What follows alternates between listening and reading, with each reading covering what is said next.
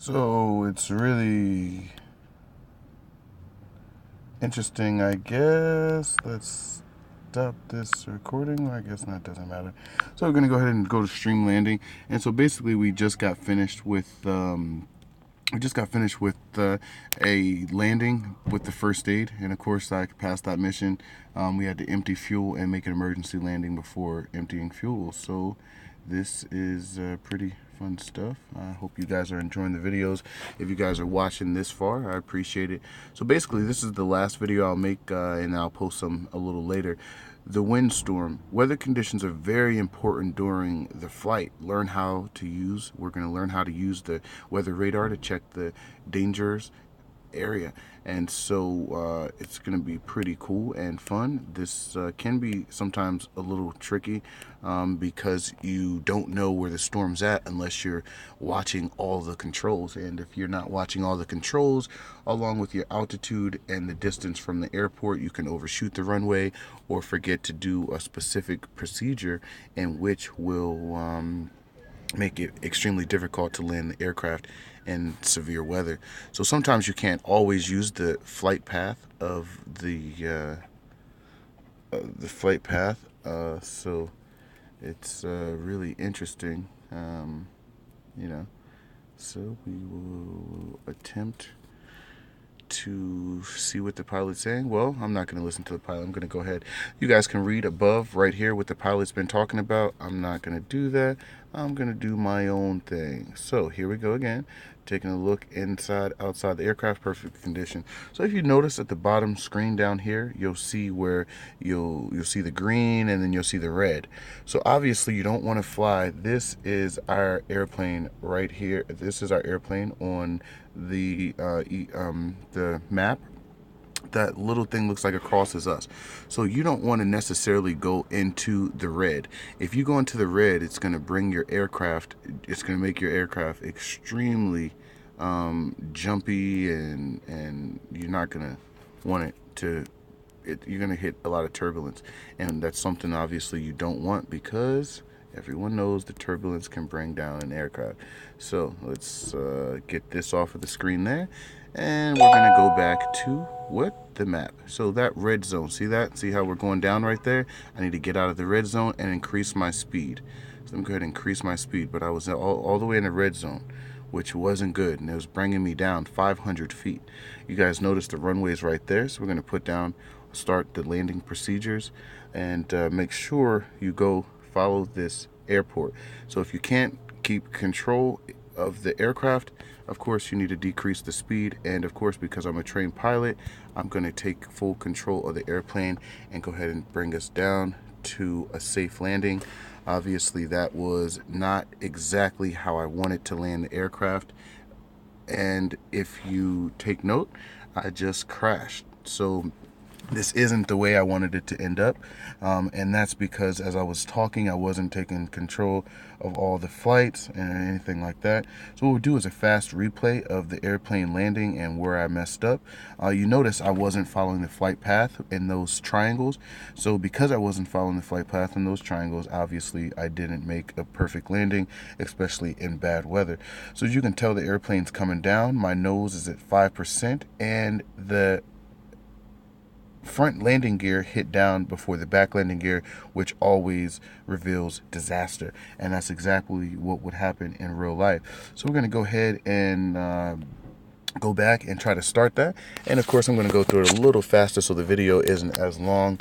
And basically, we'll take note. Today we're going to land at Birmingham Airport, famous for its wonderful weather, as you can see. Of course, he's being sarcastic. We expect wind and rain.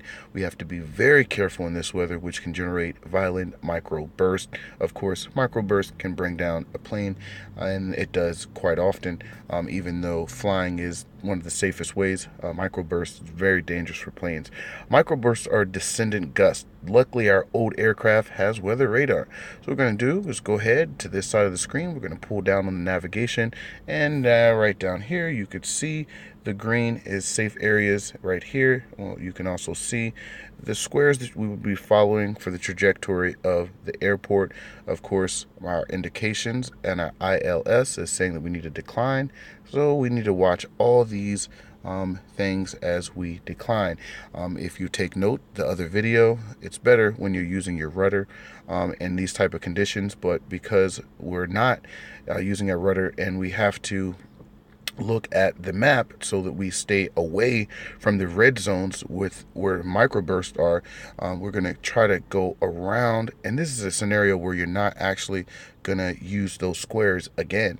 And throughout the regular game, and when you're actually a pilot and you have enough hours accumulated, you're not going to be using those squares as well, because they're not going to be there. They are going to expect you to specifically know how to go around the storm and land the aircraft safely with passengers based on the weather conditions that you will actually read. So we're going to go ahead and put down our landing gears, and I'm going to go back to my rudder where I can actually control the aircraft. And as you can tell, the speed indicator is telling me specifically where I need to be in reference to my height, and my ILS is being pretty specific as well. And we're going to go ahead and make a safe touchdown landing.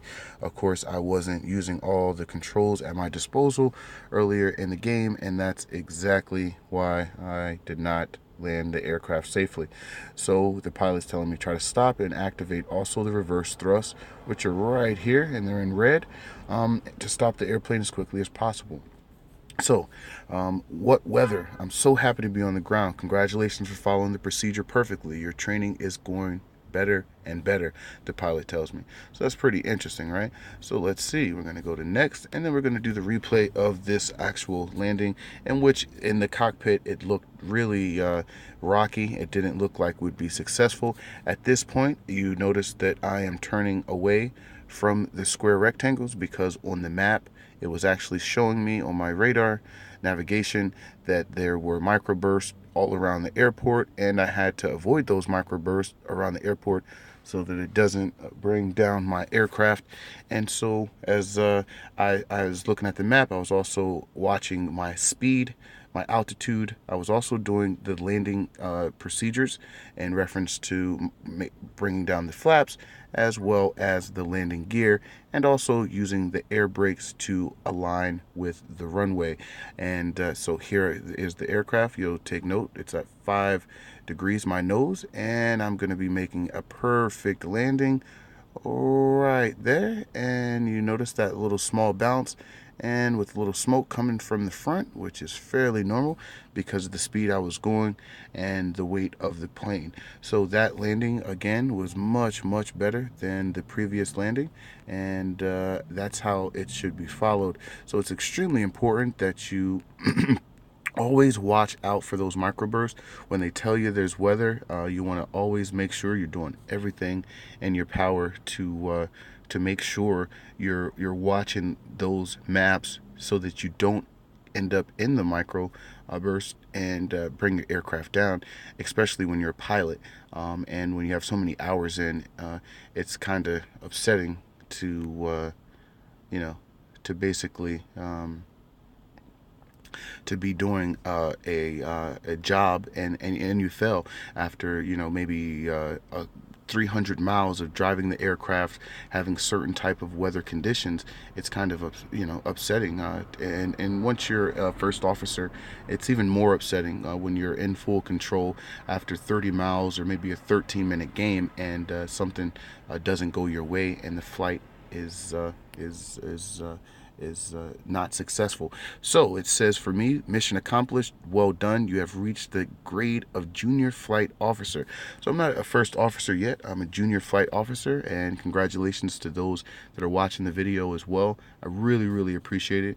These games are a lot of fun to do. It's pretty awesome. Thank you guys for watching with me, and hopefully you download the game. It's really fun. It's called Extreme Landing, and for those who may download the game, this will be a lot of insight for you guys while playing the game. You'll look at the game and nothing will seem out of place. It'll seem a little more familiar with you since you guys watched a lot of my videos. Thank you so much.